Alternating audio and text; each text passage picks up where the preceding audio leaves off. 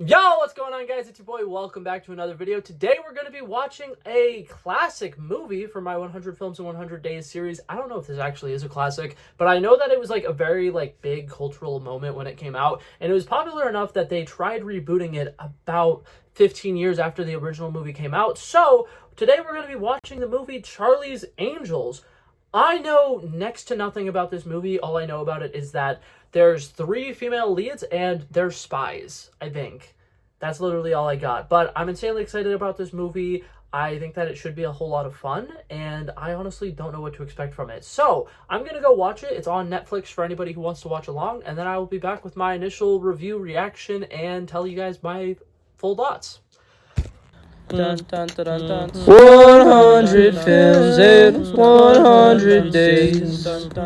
Okay, and overall, I think that was a really good movie. Something that I actually meant to point out in one of my recent videos that I've done, movies that came out around this time had a very fun thing of ending the movie with a very fun, popular, upbeat song and in the credits, and then also doing a bunch of fun little bloopers and then just showing the cast having a really good time together. And I will say that is such a good cheat code, because when I finished watching this movie and I went to go log it on Letterboxd, I immediately was like, yeah, that was a phenomenal movie. Let me go ahead and log this. Let me give this movie 5 stars, because oh my god, they're having such a fun time watching the credits. And I realized that's such a cheat code. Did I end up giving this movie 5 stars on Letterboxd? No. But I will say I did absolutely love this film, and I think that there's a lot of really fun campy elements to it that really work.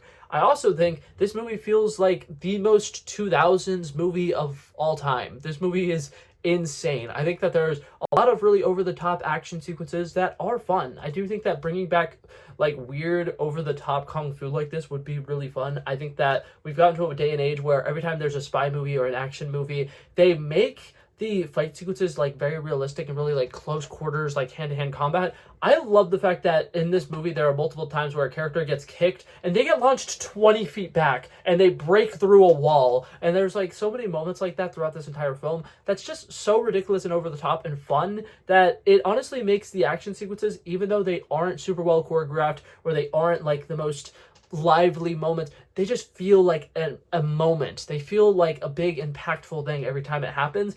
And I like that. I think that that is really fun. I think that the evil henchman guy in this movie, who just creepily continues pulling out locks of hair and sniffing it throughout this entire film, I think that he's fun. I think that the fact that he's just ridiculously over the top, he has a cane that turns into a sword. There's just a lot of little silly elements of this film that I'm I wish that spy movies would go back to being a little campy like this, because, and I say this all the time, and I mean this with 100% love in my heart, I feel like we as a society need to bring back the movies Spy Kids. What movie was I about to say? I don't know. I lost my train of thought for a second. But we need to bring back fun, whimsical movies like the Spy Kids movies, because those movies were so ridiculous and over the top, and action movies that were able to be spy thrillers, but also they're campy and they're fun, and there's really weird over the top gadgets and stuff. They have not made a good Spy Kids movie in the last 15 years. They haven't made a good spy movie that feels silly in the regards like this movie does in so long, that I honestly do kind of wish that we had more movies like this Charlie's Angels movie. Is it ridiculous? Is it over the top? Is it kind of oh man, how am I supposed to say this? Too silly for its own good? Probably. But is that a fun time? Absolutely. I think that this movie works incredibly well as a comedy.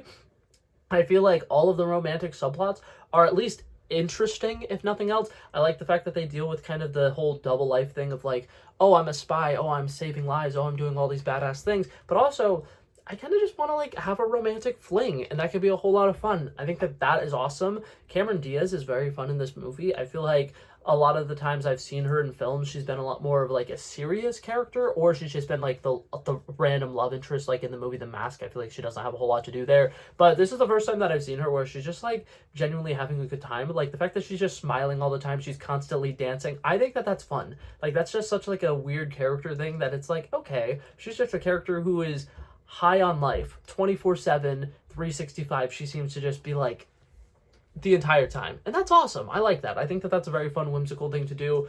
I think Lucy Liu has a lot to do in this film, and I think that she's a total badass. I feel like she commands the screen every time she is on the screen. She is absolutely phenomenal. And then Drew Barrymore, every once in a while there will be like TikTok debates where there'll be random bros on a podcast talking about like, oh, what is the most attractive a person has ever looked in a movie?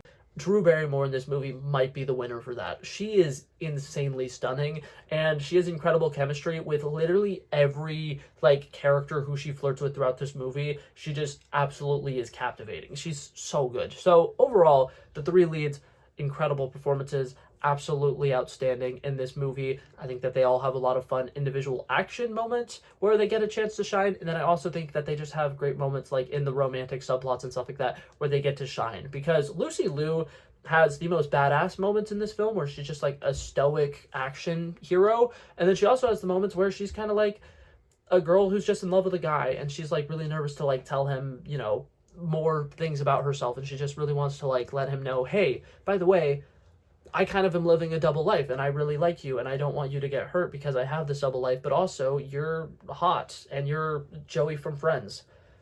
He is awesome. I was so excited to see him. I've never seen him in anything other than Friends, and he was my favorite.